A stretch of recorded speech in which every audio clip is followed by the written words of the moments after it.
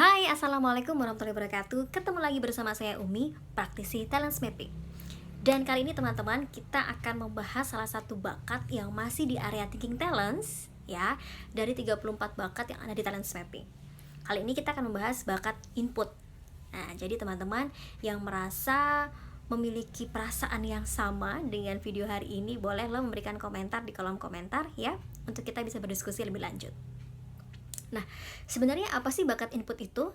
Oke, jadi kalau kita atau rekan-rekan kita yang memiliki bakat input kuat, maka secara alami mereka adalah individu yang memang senang sekali mengumpulkan informasi, senang sekali mencari tahu, senang sekali mengumpulkan informasi, mengumpulkan produk atau barang gitu ya, tergantung preferensi masing-masing.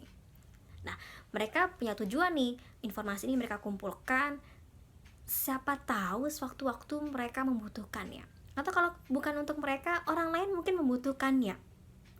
Jadi mereka berusaha untuk mengumpulkan informasi sebanyak-banyaknya atau mengumpulkan hal sebanyak-banyaknya sebagai bentuk antisipasi gitu ya, untuk mengelola sumber daya mereka miliki.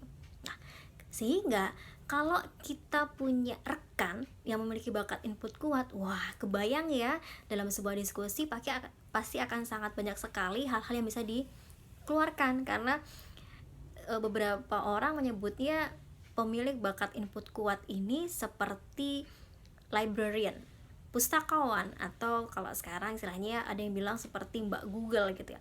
Karena kita mau tanya apa gitu, mereka akan berusaha untuk mencari tahu, oh iya ini aku tahu, oh iya ini aku tahu gitu ya, memberikan informasi tadi. Karena tadi mereka ada dorongan yang kuat untuk mengumpulkan berbagai macam sumber daya, jaga-jaga siapa tahu mereka butuh satu hari nanti. Nah, sehingga teman-teman, kalau ternyata nih kita memiliki bakat kuat input, maka ada hal yang perlu kita antisipasi. Yang pertama adalah memastikan bahwa jangan sampai terlalu berlebihan gitu, terlalu berlebihan ketika mengumpulkan informasi. Jadi kita belajar untuk memilah informasi apa yang kita kumpulkan, sehingga penting untuk mengetahui kira-kira kita minatnya apa sih, sehingga kita bisa mengumpulkan informasi. Biasanya fokusnya hanya pada minat-minat tertentu saja gitu ya.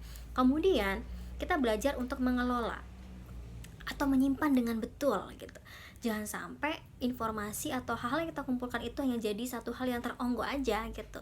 Atau misalnya seperti kalau di handphone mungkin ada screenshotan aja gitu, tapi bagaimana mengelolanya, bagaimana menyimpannya. Sehingga penting bagi kita untuk belajar bagaimana kita mengelola apa yang tadi kita kumpulkan, sehingga nanti ketika dibutuhkan itu memang kita mudah untuk mencarinya. Nah, berikutnya teman-teman, kalau ternyata nih kita tidak kuat di situ, atau itu sebuah keterbatasan buat kita, bakat input jadi satu hal keterbatasan bagi kita harus bagaimana gitu ya. Nah, artinya memang kita tidak secara alami terdorong untuk mengumpulkan informasi sebanyak-banyaknya.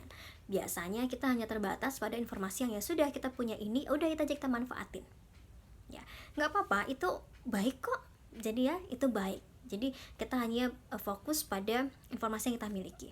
Nah, tapi kalau ternyata ketika kita membutuhkan informasi yang lebih dari yang kita miliki, kita perlu, maka kita bisa berkolaborasi tentunya dengan rekan-rekan kita yang memiliki bakat input kuat. Jadi bayangin nih, mereka yang mengumpulkan datanya, kemudian data tersebut kita yang gunakan untuk diolah menjadi berbagai macam strategi mungkin, atau ide-ide baru. Jadi bisa berkolaborasi. Jadi sangat dinamis ya, seru banget. Atau bisa juga kita belajar untuk menemukan berbagai macam cara, gimana ya caranya untuk kita bisa mencari sumber daya yang kita perlukan. Dan rasanya sekarang sangat mudah ya, dengan berbagai macam teknologi yang semakin canggih, memudahkan kita untuk bisa berkelana mencari informasi seluas-luasnya. Jadi teman-teman tidak perlu khawatir ketika bakat input itu ternyata adalah bakat terlemah atau bakat terbatas yang kita miliki. Sekali lagi, ayo kita fokus pada kekuatan kita, dan ayo kita siasati keterbatasan yang kita miliki supaya kita bisa jadi lebih produktif. Oke, terima kasih banyak sudah menyaksikan channel ini ya. Tapi jangan kemana-mana, karena kita masih akan terus berbagi mengenai talent mapping.